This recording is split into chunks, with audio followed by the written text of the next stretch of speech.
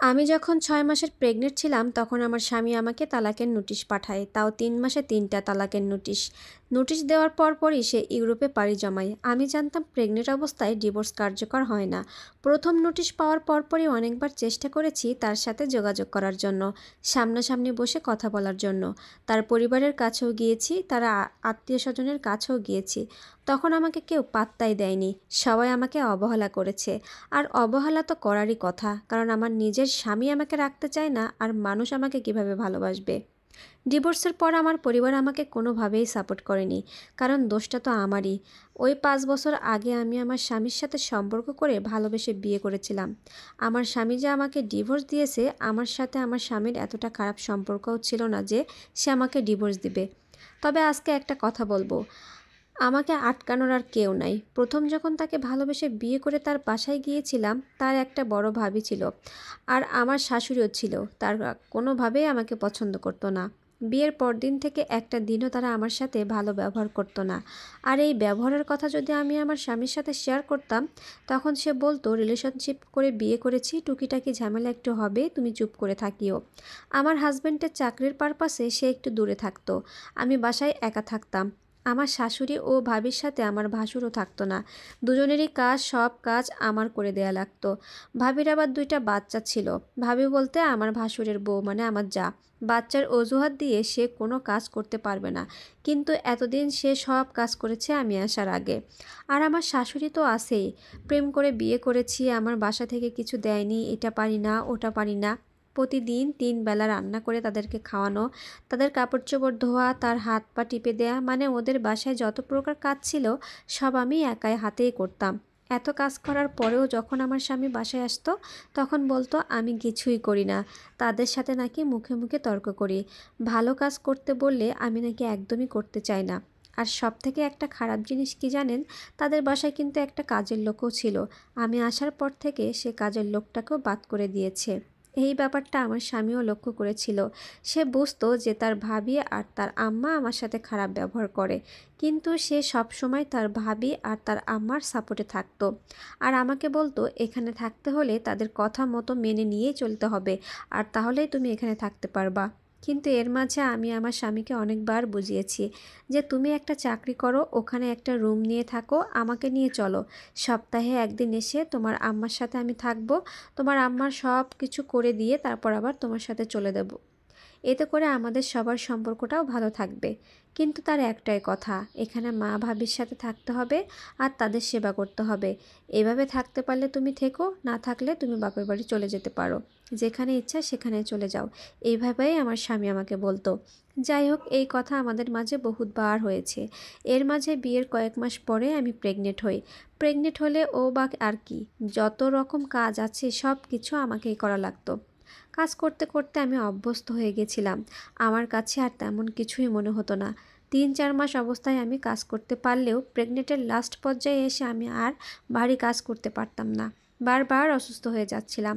এই অজুহাতে আমার স্বামী আমাকে বলে, যাও তুমি কিছুদিন তোমার বাবার বাসা থেকে বেরিয়ে আসো।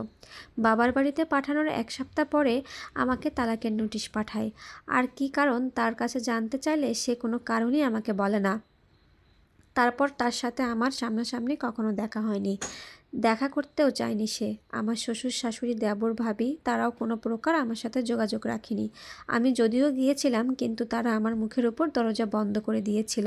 জানেন তো, তখন আমার চলার মতো হাতে কোনো টাকাও ছিল না। যদিও আমি অনেক লেখাপড়া করেছি, কিন্তু আমি তো কোনো জব করতাম না। এ অবস্থায় আমার ফ্যামিলি অনেকবার বলেছে আমার স্বামীর বিরুদ্ধে আইনগত ব্যবস্থা নেওয়ার, কিন্তু আমি কখনোই রাজি হইনি। কারণ যে মানুষ জোর করে চলে যেতে চায় তাকে কখনোই জোর করে বেঁধে রাখা যায় না। আর তেমন তো আমরা অচেনা না। 5টা বছর সম্পর্ক করে আমরা বিয়ে করেছিলাম। বিশ্বাস করেন, আমার স্বামীকে কতবার দেখতে মন চায় এই প্রেগনেন্ট অবস্থায়, স্বামীর কাছে যে কতবার যেতে ইচ্ছা করতো, কিন্তু সেই স্বামী আমাকে ঠকিয়ে দিল। এই সন্তান পেটে নিয়ে আমার বাবার বাড়ির লোক, এলাকাবাসী, প্রতিবেশী সবার কাছে যে আমি কত কটু কথা শুনেছি। আমি একটা সময় ভাত খেতে খেতে কান্না করে দিতাম, কাউকে দেখাতাম না, কেউ দেখার আগেই চোখের জল মুছে ফেলতাম। আর এই কষ্টটা না আমি কাউকে বোঝাতে পারতাম না। কেউ আমাকে বুঝতো না।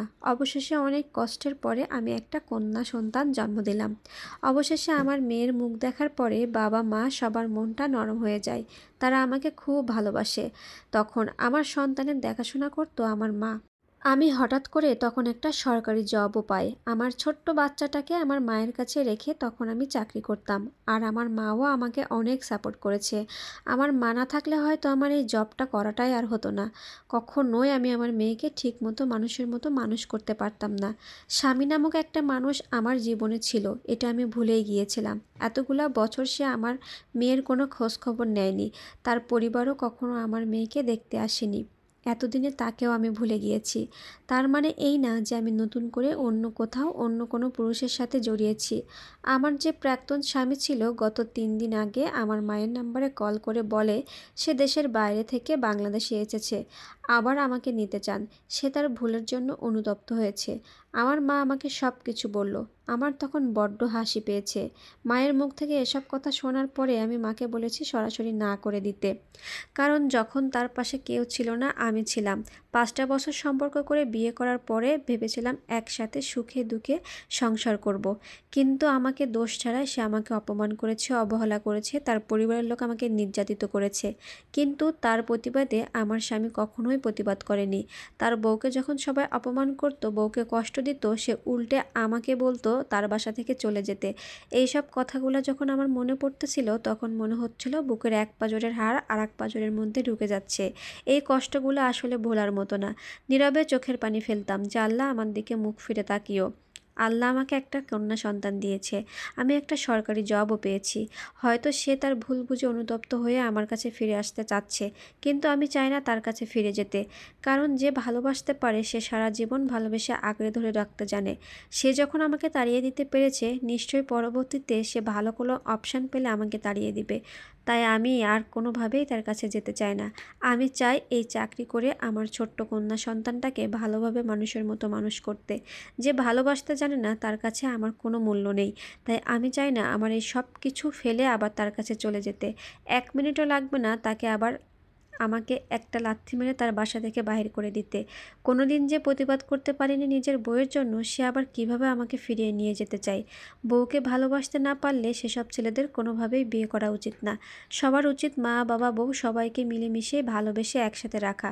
কিন্তু অন্যায়ের বিরুদ্ধে তো প্রতিবাদ করতে হবে। কিন্তু সে অন্যায়ের বিরুদ্ধেও কোনো সময় প্রতিবাদ করেনি। তাই আমিও আর কোনোভাবেই তার কাছে ফিরে যাব না। এটা ছিল একটা আপুর জীবনের কাহিনী। অনেকেই আবার স্টোরি বললে ভাবেন যে এটা আমার লাইফের কাহিনী। না, এটা আমার লাইফের কাহিনী না, এটা অন্য একটা আপুর লাইফের কাহিনী ছিল। কথা বলতে বলতে গল্প করতে করতে কিন্তু আমার রান্নাটাও শেষ। আজকে আমি মুরগির রোস্ট রান্না করেছিলাম আর পোলাও। খুব সাদামাটাভাবে রান্না করেছি ঘরোয়া উপায়ে। তো এই তো রান্নাবান্না শেষ। খেতে কিন্তু অনেক বেশি মজা হয়েছিল। গল্পটা কেমন লাগলো অবশ্যই কিন্তু কমেন্ট বক্সে জানাবেন। এবং প্লিজ গল্পটা পুরোটা শুনে ভিডিও রিলেটেড কমেন্ট করবেন। কেউ উল্টাপাল্টা কমেন্ট করবেন না। দেখাবেন নেক্সট ভিডিওতে। আল্লাহ হাফেজ।